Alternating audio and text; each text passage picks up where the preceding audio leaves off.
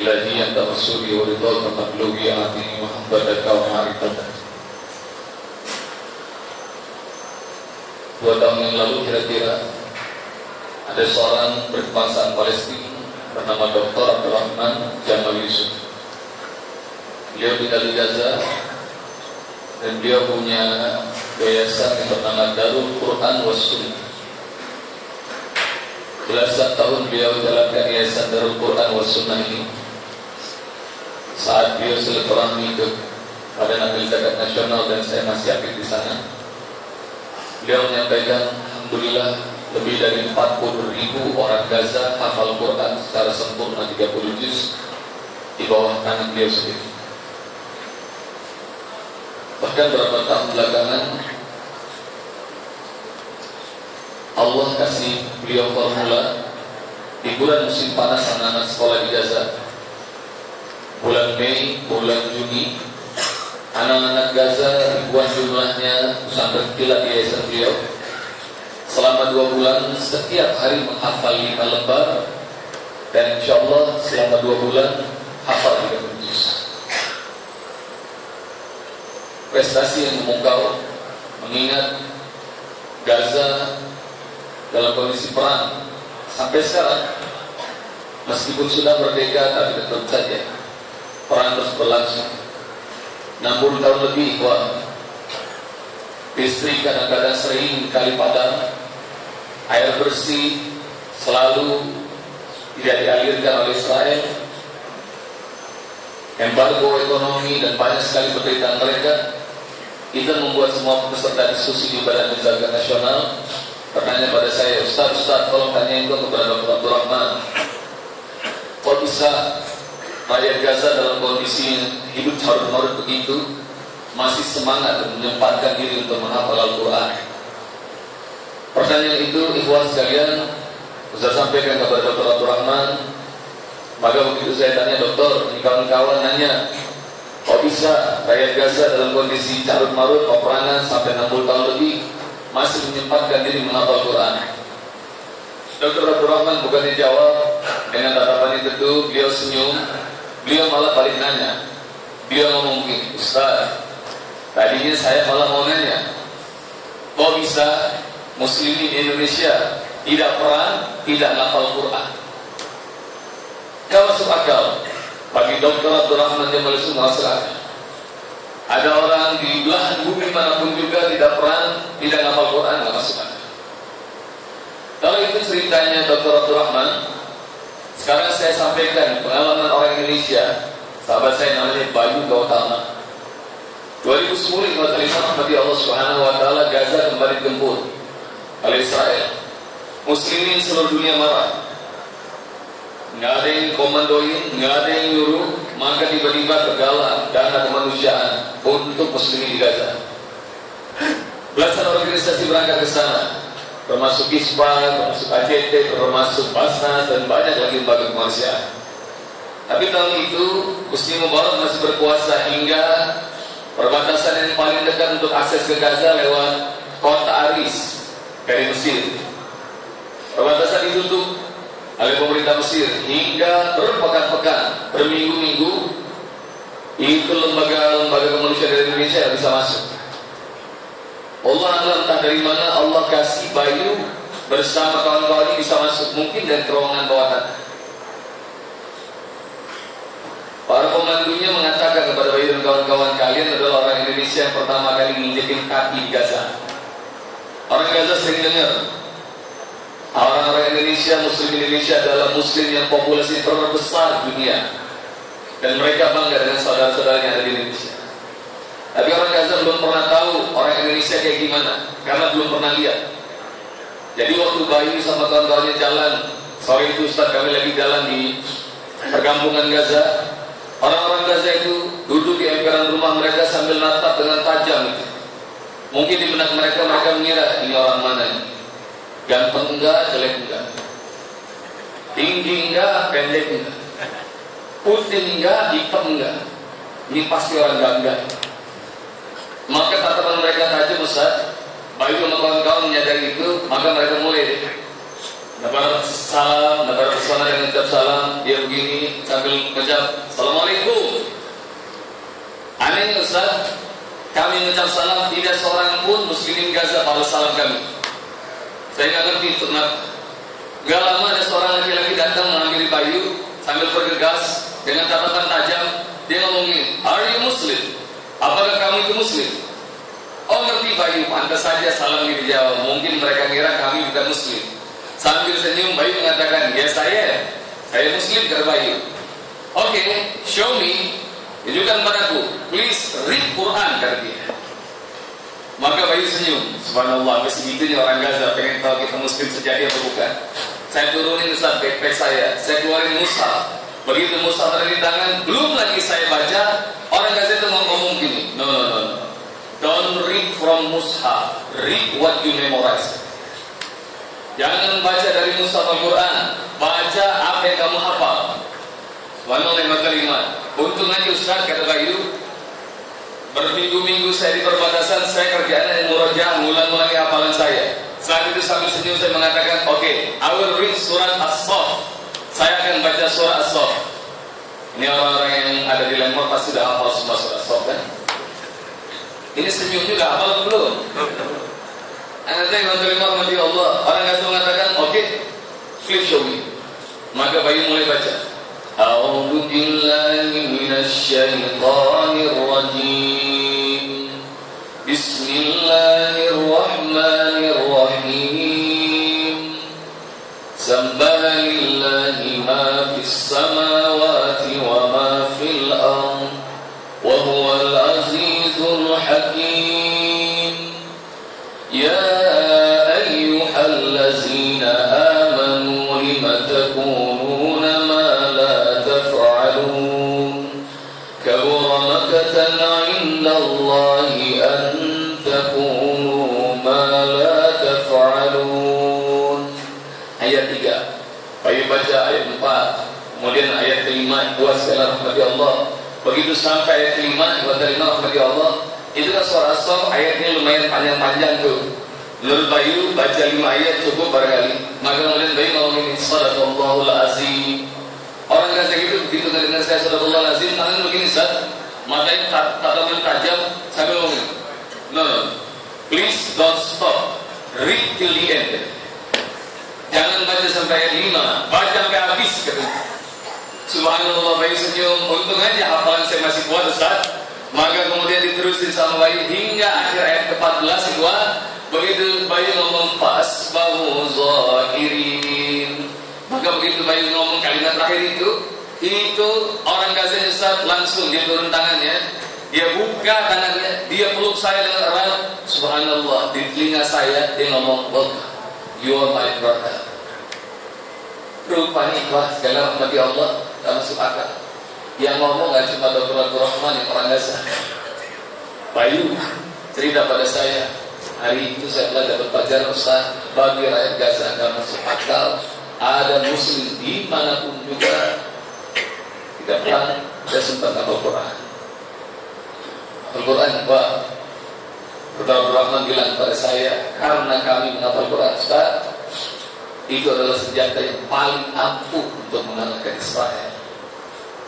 Al-Quran mengajarkan kami punya mental baja, punya sikap persisten, teguh, yakin akan pertolongan Allah. Mau diukur secara apa? Jumlah kami sedikit, senjata kami nggak punya, listrik sering mati, tapi subhanallah rupanya Al-Quran memberikan pertolongan Allah dengan cara kami yakin Allah SWT senantiasa menolong kami. Lain di Gaza, lain di Jakarta. Ya mau Ustaz, anak muda, ya mudah-mudahan kalian. Sore itu kami pulang Ustaz, jam 5:30 dari kantor, daerah Sudirman. Jam 5:30 mereka beli tiket busway, rush hour, antrian panjang. Kalau busway datang penuh, yang diangkut cuma 1-2 orang, antri lama, 6 kurang seperempat terdengar azan maghrib. Itu terdengar azan maghrib kepada lima bagi Allah Subhanahu Wa Taala. Maka kemudian mereka sepakat, mereka ngomong gini, itu lebih tiket. Kalau maghrib nanti aja di halte taksi. semuanya sepakat menunda-nunda rezeki Allah, menunda panggilan Allah. Allah juga nunda rezeki mereka. Apa yang terjadi? Dari mulai jam 6 kurang seperempat sampai setengah 7 belum dapat bakso. Makin resah, makin gelisah gara-gara sholat hampir habis waktunya. Mereka sadar ini gara-gara kita tinggalin sholat. Ayo, tinggalin aja bang 3.500 ini. Kita sholat, kita balik lagi ke gedung perkantoran. Musola di mana? Saya nggak tahu di mana perkantoran. Katanya musolanya seperti kita di basement. Jam setengah 7, jangankan musola, mobilnya parkir dong les. Musola dengan orang. Mereka bertiga wudu. Begitu habis wudu yang hotel Iman masuk ke ruang sholat. Begitu masuk ruang sholat nggak ada siapa-siapa. Salah seorang langsung komat. Allahu Akbar, Allahu Akbar. Asyhadu an la ilaha illallah, asyhadu anna Muhammadar Rasulullah. Ini yang komat pinter. Dia sengaja komat duluan supaya nggak disuruh jadi. Nah ini yang jawab imam ini tukang komat berarti. Anda tanya hotel Iman kepada Allah Subhanahu Wa Taala. Maka habis itu dorong-dorongan Ustaz. Baik, lu aja jadi imam, lu kan tua. Yang tua mesti ngeles, jangan gua, dia aja, dia kan jenggotan. Dorong-dorongan kita Ustaz, hingga akhirnya salah seorang didaulat jadi imam. Begitu dia tampil ke depan, itu grogi Ustaz. Habis takbiratul ihram nyari suara gak kedengar. Dia baca pelan sampai kalimat walaqani. Kita yang belakang nyaut amin. Wah dia gemetar. Kira-kira mungkin di pikiran dia baca surat apa? Untung barangkali dulu pernah PPA, pernah ngapal surat Inna Anzalna. Kalau asok ngapal Inna Anzalna, hafal dong. Apa Inna Anzalna? Apa? Maka dia baca gini Ustaz. Inna anzalnahu fi lailatul qadar. Kami belakang nyaut il. Oh Masya Allah salah. Dia ulang. Inna anzalnahu fi lailatul qadar. Karena tadi dibilang til, menurut dia pasti kedua til juga. Wa ma adraka ma lailatul qadar. Yang belakang nyaut tul.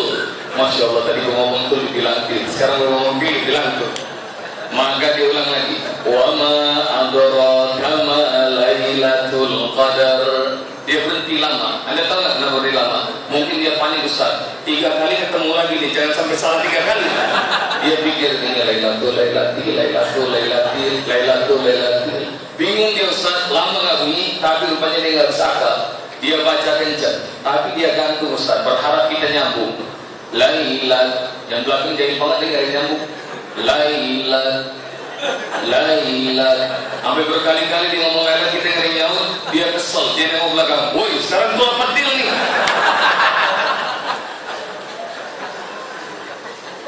Antum boleh ketawa ikhwan, tapi saya ingin sampaikan ini kualitas Muslim Indonesia. Itu imam pertama.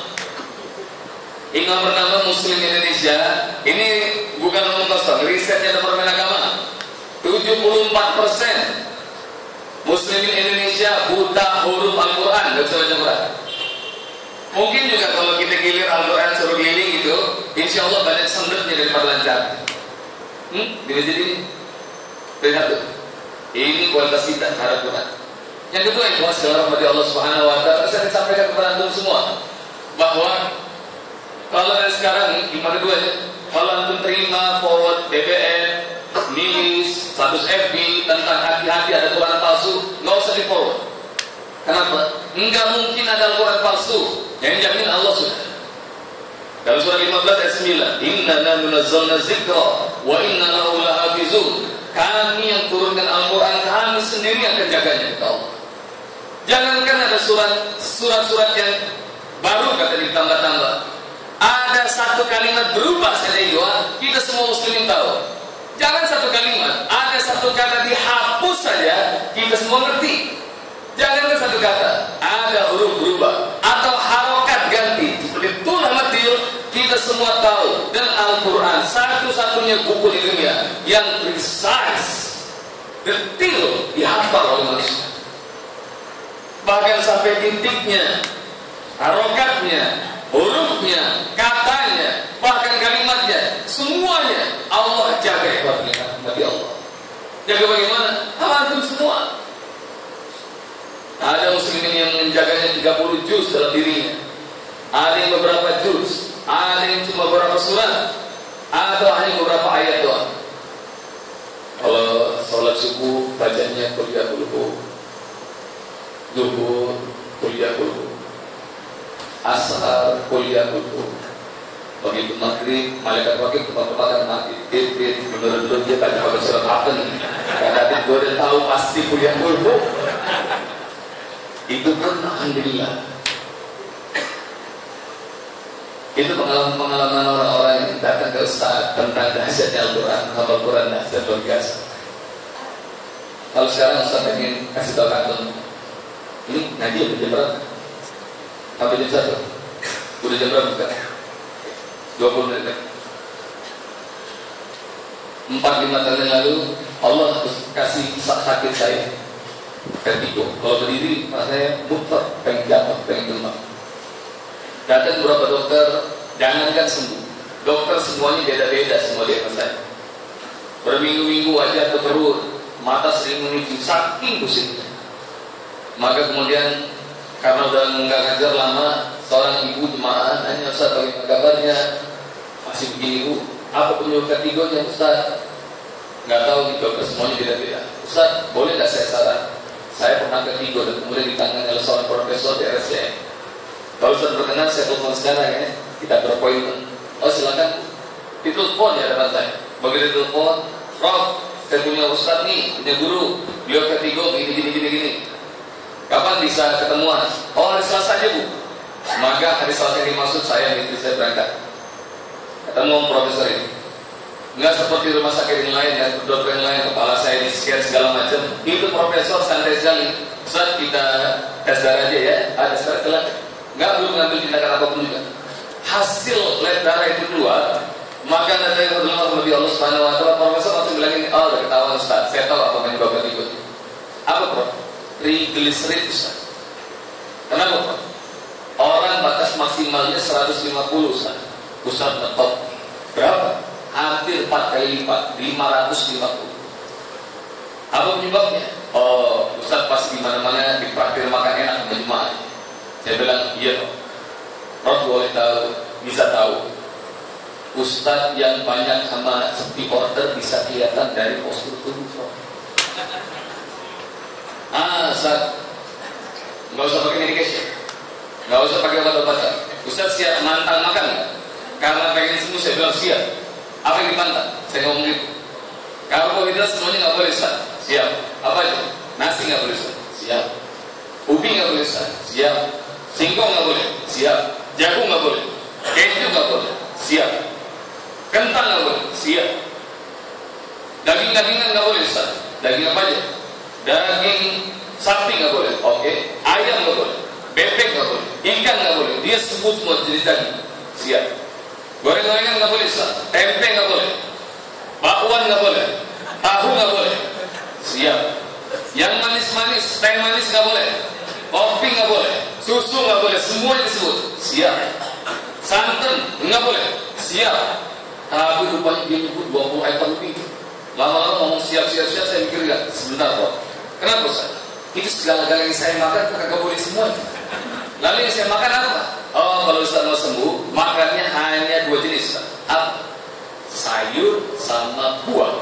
Karena mikir sayur buah itu segar dan enak, saya bilang siap itu mah kalau cuma begitu kecil. Tapi Ustaz, makan pagi sayur buah, oke. Makan siang sayur buah, siap. Malam juga gitu Ustaz.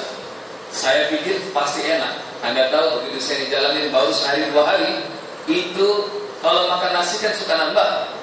Kalau gitu makan sayur sama buah, pernah nggak ada orang di sini makan buah nambah? Pernah? Enggak. Buah sayur itu nggak ada gurih-gurihnya. Jadi kalau saya baru makan buah, suap aja, rasanya udah begat, udah nggak ada nafsunya lagi. Rupanya itu cara yang paling cepat untuk nurunin bobot tubuh. Masya Allah, ini dia luar biasa. Saya masih ingat waktu itu pagi-pagi ceramah di Radio Dalam. Sebuah keluarga berada mengenal Ustaz. Maka kemudian pagi itu dari jam 10 sampai setengah 12 ceramah sudah selesai. Begitu setengah 12 Ustaz tutup, tuan rumahnya bingung karena zuhur masih setengah jam lagi. Tuan rumahnya datang ke Ustaz, Ustaz, zuhur kan masih setengah jam lagi. Iya, kenapa?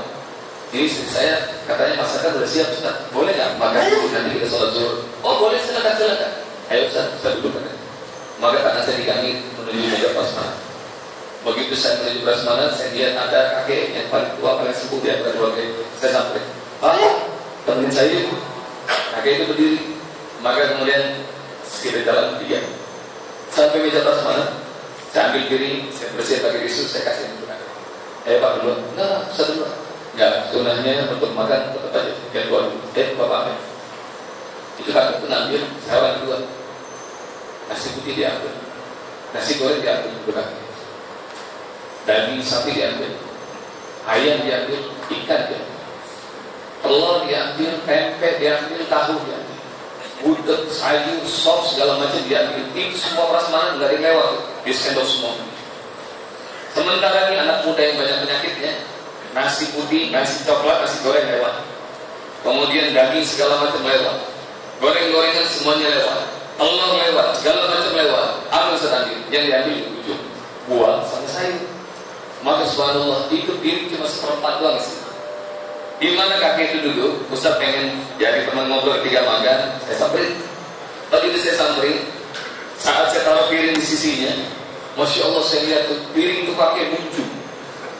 Mendarat piring saya cuma seperempat. Sambil membuka kalimat saya ngomong ini, Pak, Insya Allah belum ada pantan makan.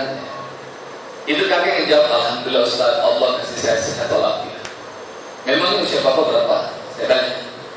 Ditanya mau usia sama saya, dia boleh tanya, coba Ustaz tepat umur saya berapa? Saya lihat wajahnya, ini pasti kisaran 60. Maka saya tepat 65 ya Pak? Salah Ustaz. 65? Salah Ustaz. 67? Salah Ustaz. Berapa usia Bapak? Tanya saya penasaran. Enggak dijawab. Dia copot pensinya, dia ngomongin, Ustaz, lihat rambut saya, cari ubah meski satu. Masya Allah, itu rambutnya semuanya hitam. Kalau antum dekat kepala saya, ada ratusan ubah di kepala saya. Maka saya tanya, berapa usia Bapak? Enggak dijawab. Sekarang dia copot kacamatanya. Ustaz, ini kacamata enggak minus, enggak plus. Terus apa ini Pak? Saya ngomong gitu. Oh, kacamata ini hanya untuk nangkal stroke matahari Ustaz. Mata saya masih awas, melihat dekat awas, kayak jauh awas, masih tajam. Subhanallah. Saya penasaran, berapa usia Bapak? Maka subhanallah kata iman sampai dia mengatakan, Alhamdulillah Ustaz, Allah baru kasih saya usia 83 tahun. Nggak pakai uban, matanya masih awas. Yang ubanan dengerin ya. Dan mata Allah Subhanahu wa taala, saya tanya, Pak, apa rahasianya? Awet muda masih walafiat. Si kakek itu dengan santai, begitu saya semakin penasaran, dengan santai dia nanya pertanyaan, Ustaz suka baca Al-Quran? Dan saya kaget tersentak dalam hati gua, macam-macam banget itu pakai nanya begitu. Gua kan Ustaz, masa ditanya suka baca Quran apa kagak? Saya bilang itu karena pertanyaan yang ledek. Saya kasih jawaban kira-kira orang awam mentok. Saya ngomongin, Pak, saya baca Quran setiap hari minimal sekali. Pada sunnah. Saya di masjid saya punya kajian tafsir. Dan itu nggak cuma baca Quran, berikut tafsir, berikut saya sarah, saya jelasin kepada jemaah. Minimal setengah jam saya ngomong. Saya kira itu jawaban mentok lah buat orang awam. Habis subhanallah dengan santai dia ngomongin, oh cuma pada subuh aja? Iya, sekali sehari. Iya. Dengerin kalimat dia. Kalau begitu, banyakkan makan itu daripada baca Quran. Dalam hati gue, orang ledek banget nih kakek-kakek. Untung kakek-kakek. Saya kejar, Pak, apa urusannya baca Quran sama sehat walafiat dan kemudian ini awet muda? Subhanallah yang terima seperti Allah. Itu si kakek ngomong gini, Ustaz penasaran sama saya, 83 tahun tanpa obat, mata masih awas. Guru saya Ustaz di Sumatera Barat waktu itu dia cerita ya, umurnya 97 tahun, kemana-mana itu masih nyetir mobil sendiri. Jadi sarafnya masih tajam, refleksnya masih bagus. Dan subhanallah, beliau itu guru SD saya Ustaz, kan itu kakek. Kalau beliau ngajar itu banyak sekali mutiara-mutiara hikmah, kata-kata bijak keluar dari mulutnya, yang kami murid-muridnya selalu ngamalin apa yang beliau ajarkan.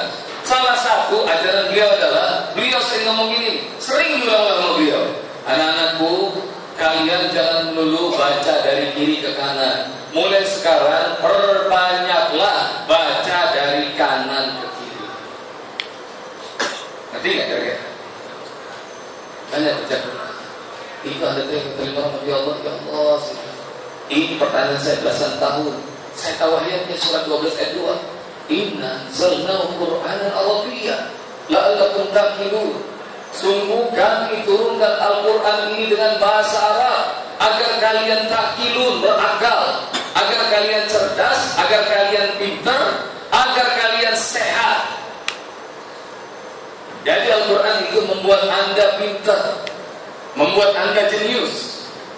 Bahkan 2 tahun yang lalu Allah kasih ilmu sama Ustaz itu menghafal Al-Quran semudah tersebut.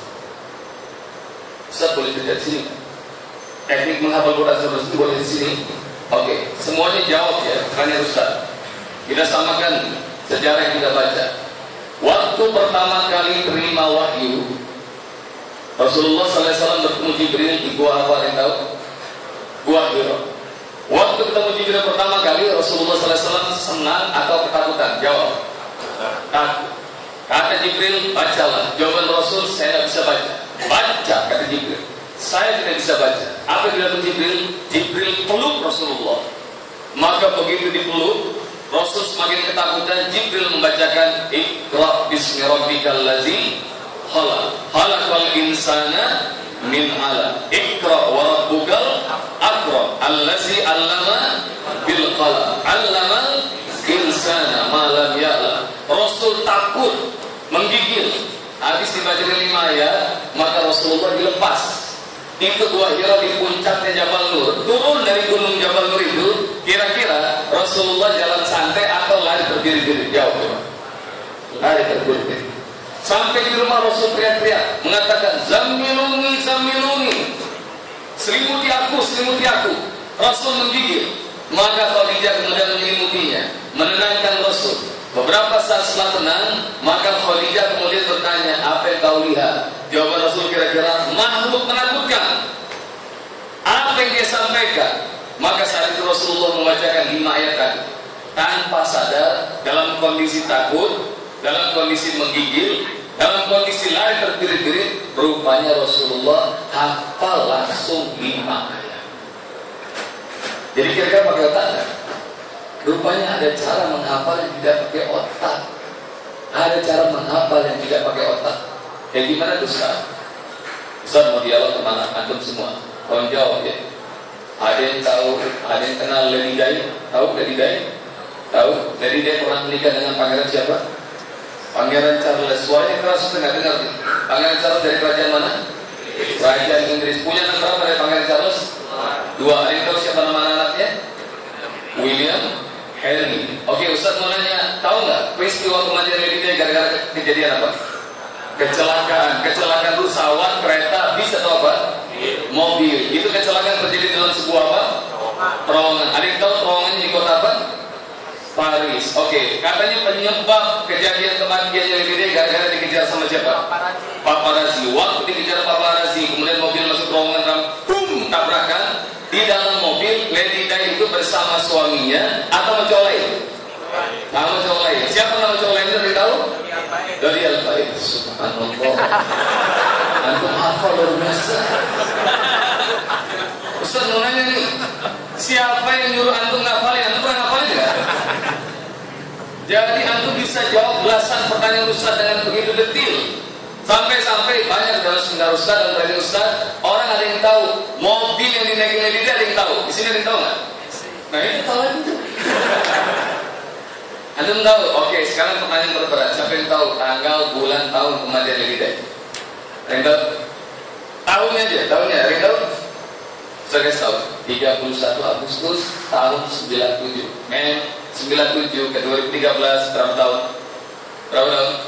16 tahun. Dengar, antum tidak pernah menghafalnya pakai otak. Sampai sekarang permanen itu ada dalam diri antum. Padahal 16 tahun. Ustaz mau nanya, siapa yang dari kantor ke sini bawa kebetan? Wih, ntar bakal tanya Ustaz Bobi nih, murojaah. Itu nggak kira-kira? Antum ulang-ulang nggak? Dari. Jadi kalau itu antum lakukan ikhwah, Kalau antum lakukan menghafal Quran dengan cara kayak begitu, maka enggak. Antum tidak usah pakai otak, membahas otak. Dan itu akan memudahkan antum tidak perlu murojaah sama sekali. Apa yang baju putih Mas? Nanti boleh pakai di situ. Copot ini. Siapa namanya? Jovan. Ini kelihatan di kamera? Kelihatan? Oke. Pak Jovan, boleh. Ustaz namanya kita pernah ngobrol sebelumnya? Belum. Boleh nggak sebutin nomor handphone? Kita semua tahu nomor handphonenya. Kita hafal. Boleh? Boleh. Oke. Yuk, Pak Jovan, nomor handphone. 0813 140 75 kemudian 9 ya 957. Oke. Udah berapa tahun itu pakai nomor itu? Oke. Ustaz sebut dari belakang ya 75957041318. Terus sebut dari belakang.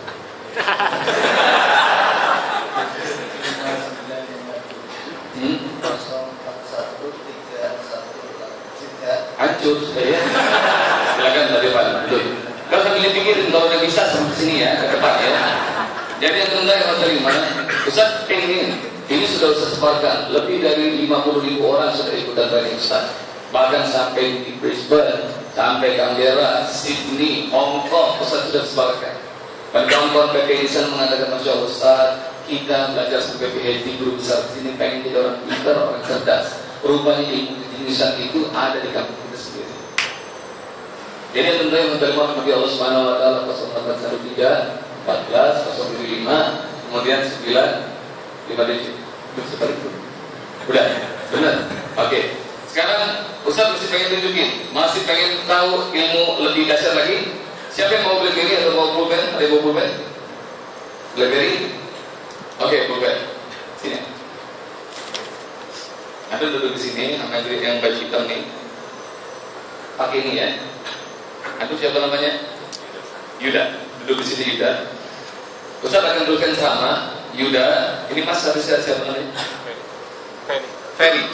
Ferry sebutin 10 benda di sini ke Yuda. Yuda tulis di sini. Ya. Nanti Ustaz pengen kasih tahu bahwa hafal itu jauh lebih mudah daripada membaca dan menulis. Ayo kita mulai.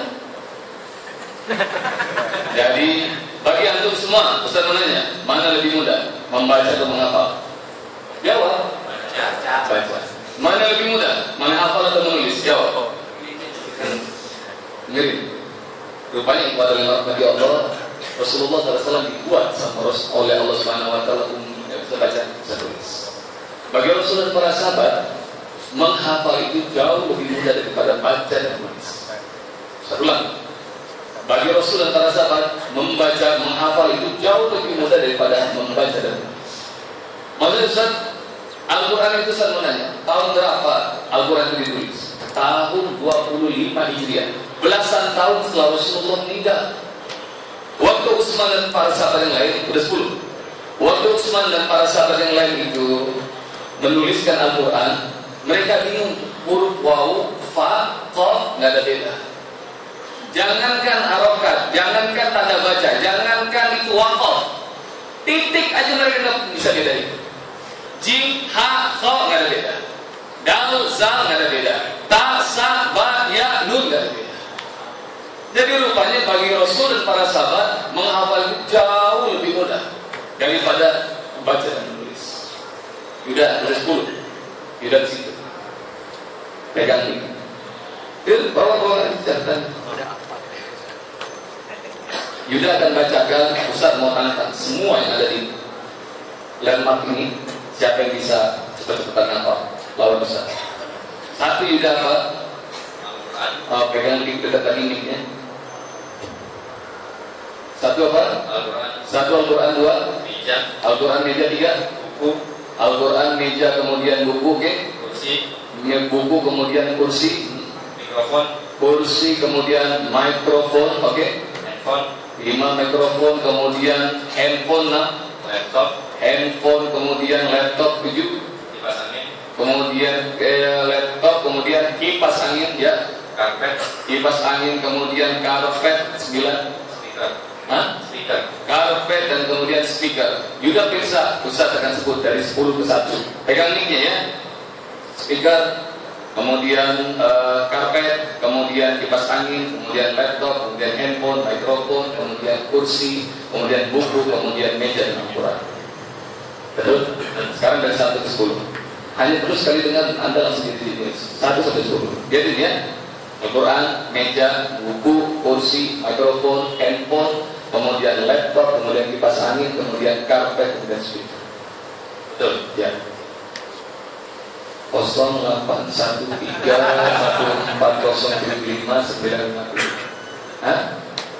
Jadi yang kata yang beriman mudah hafal, susah lupa. Dalil dari mana Ustaz? Ini dari mana? Dari Allah. Sudah ada dalam Al-Quran. Kalau antum lihat dari Al-Quran, sudah. Dari surat 86 ayat 6 dan 7. Sanukri'uka fala tansa illa masya Allah. Kami akan bacakan padamu Muhammad, maka engkau tidak akan lupa kecuali kalau Allah mau buat Muhammad lupa. Rupanya Rasulullah itu mudah hafal, susah lupa. Kalau umat Muhammad yang ada di landmark ini susah hafal, mudah baik. Benar kan? Rupanya lihat, sampai menghafal Al-Quran kita tidak ikut sunnah Rasul. Jadi wassalam kepada Allah Subhanahu wa taala. Sudah 21. Jadi Ustaz, nanti gimana? Selanjutnya wassalam kepada Allah. Ustaz sudah ajarkan ini setiap bulan selalu ada training. Tapi ini bulan Ramadan sudah lewat. Ustaz sudah bikin Al-Azhar, sudah bikin Pontianak, sudah bikin Bogor. Maka Ramadan sudah dikada. Nanti bulan Agustus, tanggal 2 Agustus. Kalau Anda penasaran bahwa Anda bisa dapatkan buku di luar, Ustaz bawakan buku. Bahkan Anda nonton CD-nya surat Ar-Rahman, nonton 20 menit langsung bisa hafal berikut dengan makna. Gitu ya. Ini nggak usah pakai tanya jawab kali. Mukanya pada penasaran semua. Jadi gimana ceritanya? Ustaz sudah tulisin dalam buku. Jadi silakan dapatkan. Gitu ya. Dan kita tutup dengan subhanallah wa bihamdika asyhadu an la ilaha illa anta astaghfiruka wa atubu ilaik. Assalamualaikum warahmatullahi wabarakatuh.